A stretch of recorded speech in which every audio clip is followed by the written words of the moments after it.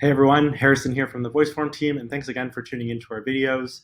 On a weekly basis, we share content on how to get the most out of your surveys and forms through tips, best practices, and more. And today is all about basically running a effective onboarding survey for new employees. So how to capture a better understanding on how new employees are finding their experiences with getting started with your company across a variety of different verticals, from culture to mentorship, resources, support, and more.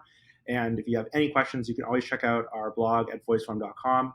Today, we'll be going through a summary of the blog post that we had written on this topic. So if you want to take a read, go for it. But this is just a summary, just so you can get an understanding of what we cover off in the blog itself.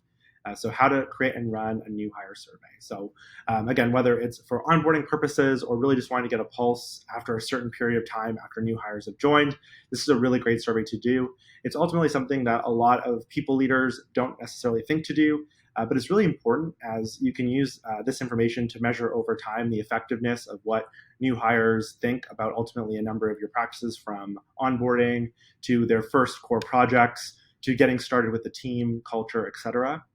So we'll cover through a number of topics on how to shape this up to be a great survey that gets really high response rates and gets you data that you can effectively bring to leadership and help ultimately improve the process that new hires will go through and optimize all aspects of the work experience that they have.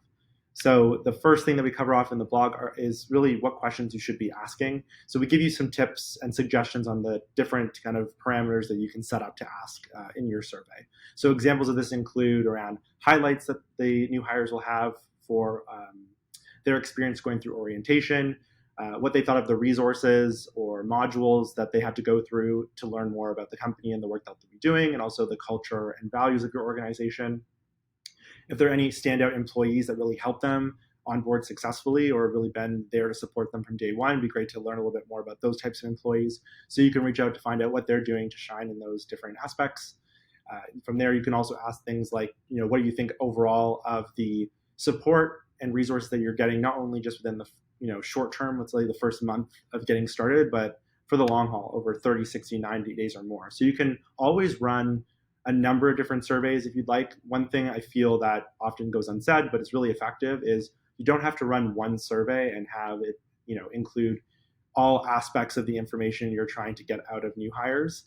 You can break it out into multiple surveys and cover different topics at different times to ensure that you're getting the best data, and it's not also overwhelming to the user. You don't have to ask 50 questions all at once, but you can do multiple surveys that ask a few questions at a time, and that will also improve the quality of the survey that you ask too. So first things first, think about the type of questions you want to ask.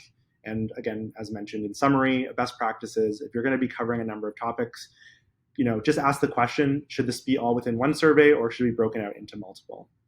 When it comes to tips for increasing conversion rates, one thing that we highly recommend, so the first one, as I just briefly stated, break out your survey into succinct topic matters. This is really great. Another thing as well is keeping your questions succinct. So breaking it into topics is also great, but you also don't need to ask 30 questions as mentioned.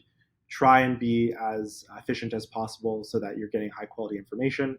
We always suggest making sure that the survey is a mix of qualitative and quantitative questions. Quantitative questions are really great for just measuring things that are, very quantitative in nature. They are yes/no questions, scale, ranking questions, and you can use these as measurement opportunities to know how your new hire experience is going over time. But then, of course, you need that qualitative information, the things that are more descriptive and just speak to the culture, the authenticity, and the general experience that new hires are getting. So make sure that you're mixing both quantitative and qualitative. Make sure that you're following up. Make sure that your employees know how important this type of survey is and why you're collecting information from them. That's probably one of the best things you can do, is just build an authentic relationship with your new hires so that they know why the survey is being done, why it's really important that they fill it out. And if you're sending out a number of different surveys to them, each time, just make sure that you're following up, whether it be over email or checking in with them virtually or in person, because that data is really important for you to collect. And of course, when you are considering running your new hire survey, we'd love to help you out here at VoiceForm. So you can book a demo, get started for free. We are a survey and form tool that lets you use voice, video, and text to capture amazing qualitative information, and we'd love to get you trying it out. So let us know if you have any questions and reach out at voiceform.com. Thank you.